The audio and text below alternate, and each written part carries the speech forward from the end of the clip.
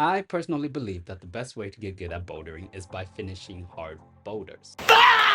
Not starting them, not doing all the hard moves, not doing the links, but to actually complete it in the process known as sending the problem. Once you send the hard problem, there's no I think I can, there's only I can because I did. And that's it right there. That confidence, that evidence of success is how you get better, especially if that boulder was a limit boulder. A limit boulder should be on your limit. At least half the problem should be a tangible question mark as to whether you could do it or nay. If a boulder has 4 moves, at least 2 of those moves should be shutting you down. Shut down as in it should take you at least 1 to 2 full sessions to completely understand the move, to do the move, and it could take more than 1 or 2 sessions. A fall count of approximately 50 to 200 over the span of 5 to 10 sessions sounds about correct. Now this limit boulder should be doable with the raw, unrefined strength you currently possess. And to simply do this boulder, you just need to channel all your raw, unrefined strength into muscle memory and active engagement.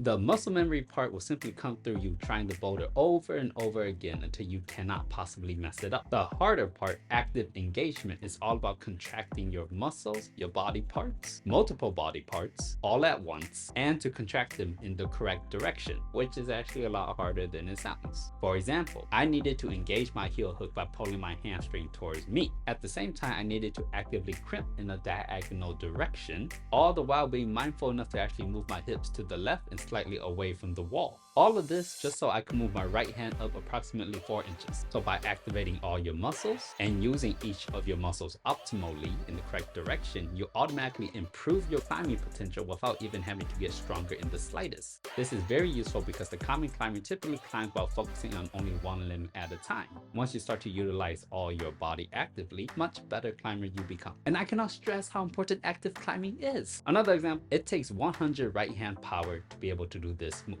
If you only have 50 right hand power, you're gonna have to divvy up the rest of it throughout your body. Take 40 of it, put it into the right leg, the other 10 into the left leg. And this way you can now actually do the move. And I'm not talking about using great proper technique. I'm talking about using active engagement in correct direction. Using this awesome book, you can see what I mean. Right now I'm pressing directly down into the book. I'll go up, down, left, right. Those are the directions upon which can be engaged. And when you do all this engagement of direction with your whole body in congruence, you're just so much more adequate as a climber. But maybe you don't know what your limit boulder grade is. It is much better to undershoot than it is to overvalue. You don't want to end up never climbing anything for the rest of your life. So I would have you start at the lowest, highest grade that you know you can do. Let's say it's V4. You do it, great, move on to V5. You do it, great, move on to V6. Just literally keep on trucking until you hit that 5 to 10 session sweet spot range. Once you're in that 5 to 10 session sweet spot range, assuming you're at the grade of V6, hit another V6 and then another one until you realize that instead of taking 5 to 10 sessions, it starts to drop down to about 5 sessions, give or take. From there, I would recommend looking up a little bit higher for your next project. And here's a warning. Once you selected a project, you cannot run away from it just because there's 1 or 2 moves that seem completely impossible to do. You have to sit there and really believe you could do it, and that you just need to be better or execute better. If you always give up and run away when things get tough, you will always have the weakness called I can't do hard things. And if that is your climbing philosophy and style, you will never climb as hard as you can. My biggest climbing breakthroughs came when I was faced with an impossible move and I just kept working and working and working it until I finally figured it out. And it was never about being stronger at the moment. It was always about being better, executing better, using direction better.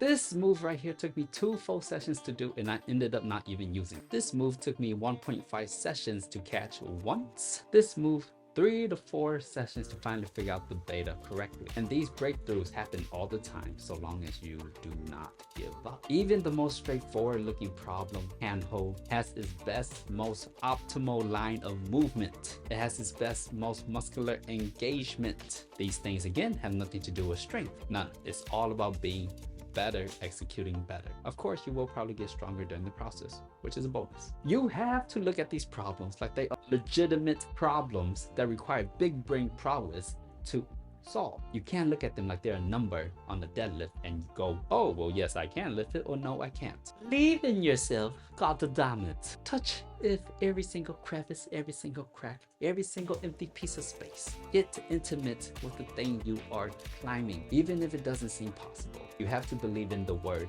maybe. Try everything. Never be unwilling to try.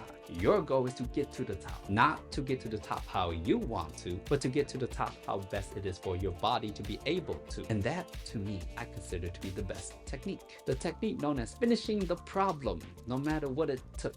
Unfortunately, a lot of people don't work on that. And mentally, it will be taxing, especially if you're not used to doing the same move over and over again or the same sequence over and over again. So should you quit? No. If you do, you just get accustomed to quitting. 9 sessions, I only did this boulder. 7 sessions, I only did this boulder. And these 2 problems was where I felt my climbing growth grow the greatest. Not when I flashed a hard grade. Flashing climbs was more like testing out how good I was. Trying and failing over and over again until I finally understood the problem in the movement and the execution, until I got that muscle memory ingrained in brain so hard that I could not think about it. That's what made me a better climber. And these 2 V10s taught me more about climbing than all other problems put together have ever taught me about climbing. When you finish a hard limit boulder, you get this stupid confidence piece of knowledge called I know I can. It's not a matter of if, it's a matter of when. Sometimes people will touch a problem and say, oh man, I could never. You will touch the same problem and say, yeah, 5 to 10 if I feel like it. Thanks for watching, and I'll see you next time, partner.